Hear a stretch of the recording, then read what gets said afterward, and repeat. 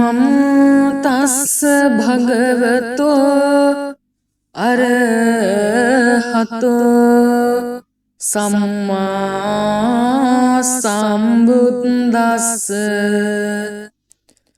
නමෝ තස්ස භගවතෝ අරහතෝ සම්මා සම්බුද්දස්ස. නමෝ තස්ස භගවතෝ අරහතෝ සම්මා සම්බුද්දස්ස.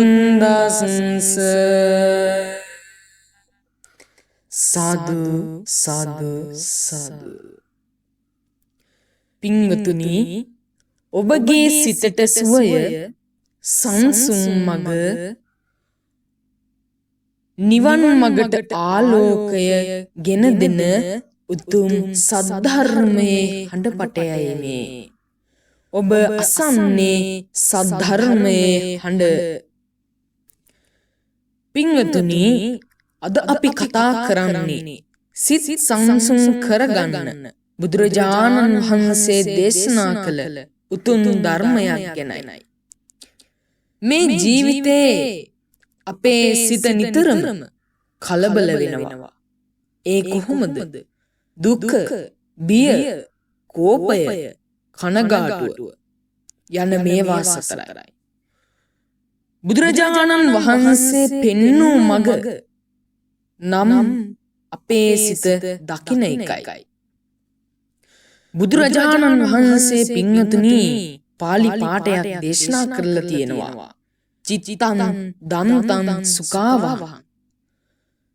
සිත හොඳටම පාලනය කරගත් පුද්ගලයා සිතට සතුට ගෙන එයි. මෙම ධර්ම වදන් පින්වතුනි අපගේ සිතට බොහෝ සංසුන් බව, ඒ වගේම සුවයක් ගෙනෙනවා. ඒ පුණ්‍ය ඔබටම අයිති වේවා. සියලු සත්වයන්ට අනුමෝදන් වේවා. සියලු සත්වයෝ දුකින් මිදෙත්වා. දුකින් මිදී සැපවත් භාවයට පත් වේවා. මේ ඔබ අහන්නා වූ කෙටි දහම් පටය ඔබගේ ජීවිතයට යහපත් මඟක් සාර්ථක කරගනිත්වා. සාදු සාදු සාදු.